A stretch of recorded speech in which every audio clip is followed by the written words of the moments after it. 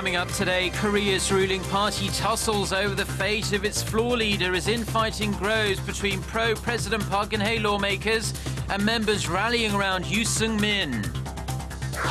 More positive signs the MERS outbreak in Korea is abating as the country has reported no additional cases or deaths in more than 3 days. First, the banks are shut and cash machines virtually empty in Greece as the country looks almost certain to default on its debt. Global markets stumble too as the crisis intensifies. Stay tuned for these stories and more.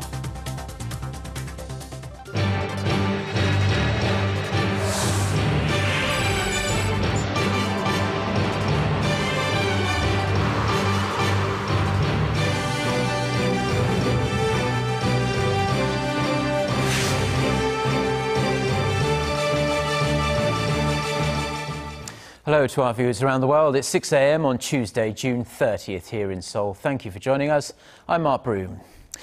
Our top story this morning, Korea's ruling party is still mulling the fate of its embattled floor leader, Yoo Seung-min. A high-level meeting on Monday failed to reach a decision on what to do, but officials say they expect Yoo will do what is best for the party. The floor leader is under pressure to step down in order to ease tensions with President Park Geun-hye and her allies within the party. Ji Myung-gil reports. As pressure mounts for Henry Party floor leader Yoo Seung-min to step down, members of the party's Supreme Council held a closed-door gathering on Monday to decide his fate. During the meeting, Yoo is said to have asked for another chance and some time to ponder whether or not he should carry on the job. However, Henry lawmakers loyal to President Park continue to urge for Yoo's resignation. They blame him for creating a rift between the president and ruling camp. I believe floor leader Yoo Seung-min will make a wise decision for our party. Yoo had worked with the main opposition New Politics Alliance for Democracy Party to negotiate a deal to soften a revision to the National Assembly law as a precondition to passing another bill to reform the debt-ridden pension system for government employees. But President Park opposed the concession and vetoed the controversial law last week. Meanwhile, the NPAD continues to blast the ruling party for bowing to the president's wishes. Additionally, they have voiced strong criticism against President Park for pressuring Yoo to give up his post, emphasizing that the revisions to the parliamentary law received bipartisan support. President Park Geun-hye's pressure on the ruling party floor leader to step down is itself unconstitutional behavior that encroaches on the National Assembly's rights and the separation of powers. The NPAD is threatening to continue its boycott of all parliamentary sessions if the revised law isn't put up for a revote in the National Assembly. Ji Myung-gil, Arirang News. President Park Geun-hye had nothing more to say about the fate of the ruling party floor leader at a meeting of her senior secretaries on Monday. The president, who directly criticized Yoo Seung-min before vetoing the disputed parliamentary bill last week, instead focused on ways to boost the economy. Watchers say it's her way of showing she will continue to manage state affairs regardless of the disarray at the National Assembly. Choi Sun reports. Giving the domestic economy a shot in the arm, especially as the country deals with the economic impact of the MERS outbreak, was the main focus of Monday's secretaries' meeting led by President Park Geun-hye. 우리 경제를 정상 성장 궤도로 하루빨리 복귀시키고 또 소비를 비롯해서 일상적 경제 활동이 제자리를 찾을 수 있도록 과감한 소비 진작 대책을 마련해야 하겠습니다. Referring to the government's recently announced economic revitalization and reform policies for the latter half of this year, President Park stressed that time is of the essence in executing them. 타이밍을 놓치게 되면 돈은 돈대로, 재정은 재정대로 들어가면서 효과는 못 내기 때문에 결국 빚더미에 앉는 결과가 될 수밖에 없습니다. The president also highlighted the business community's role in the economic revival efforts, saying businesses should fulfill their investment commitments and strive to spur domestic demand.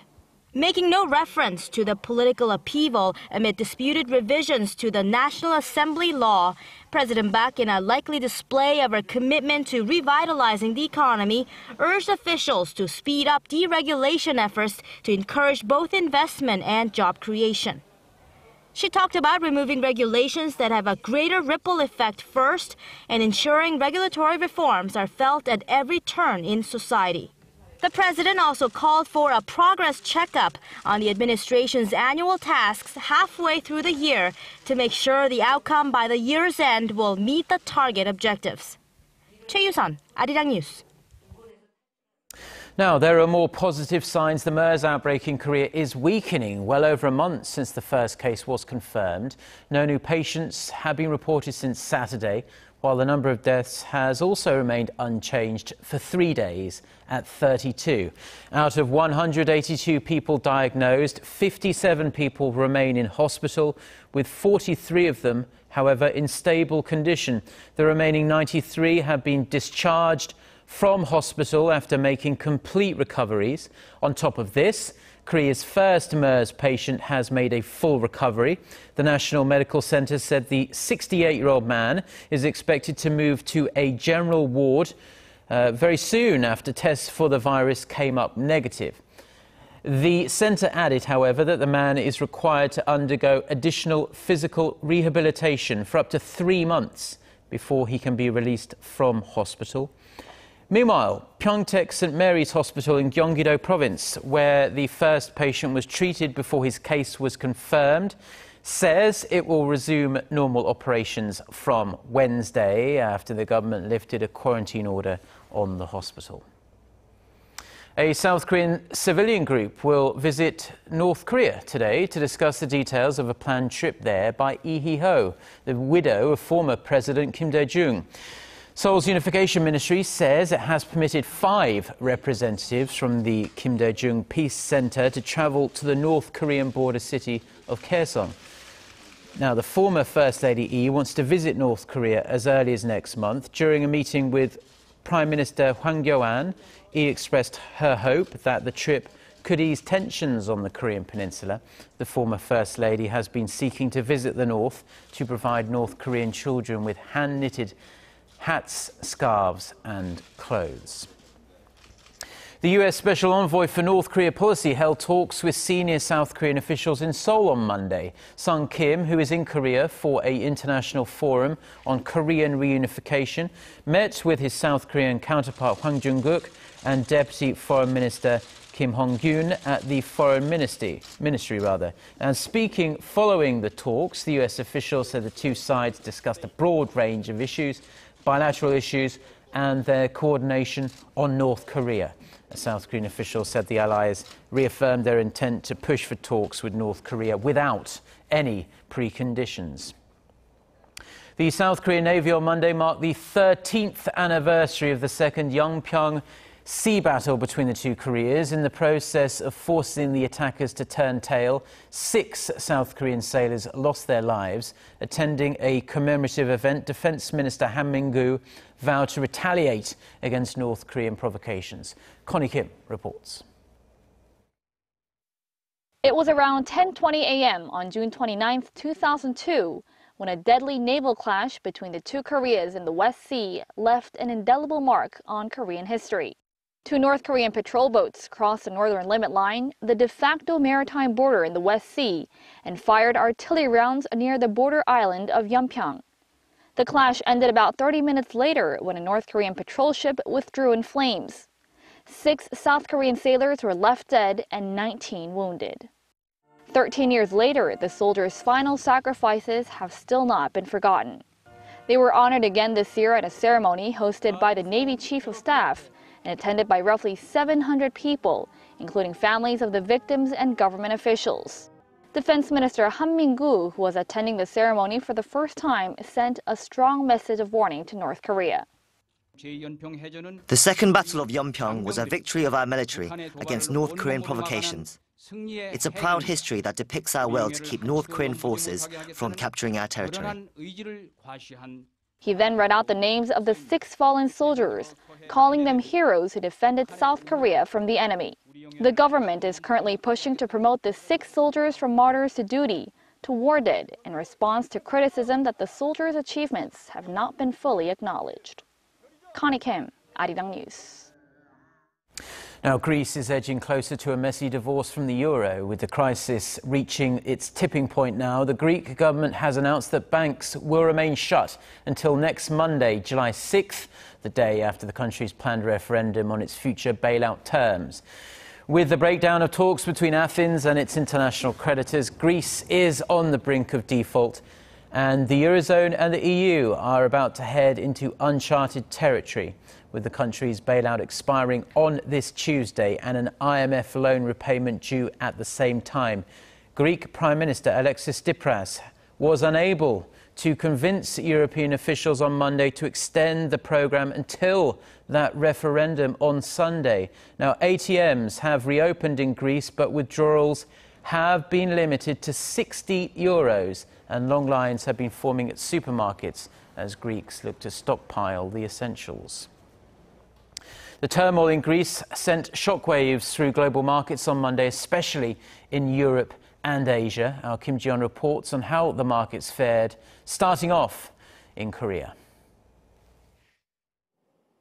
The possible default in Greece has shaken up Korea's financial market. The benchmark Kospi dropped 1.4% on Monday from its previous trading day to close at 2,060. The Korean won also fell 0.8%, closing at 1,125 won against the greenback, the lowest level in 3 months. In response, the government has devised measures to offset possible risks to the local economy, starting with the creation of an inspection team this week to upgrade the country's monitoring systems that'll help detect early warning signals.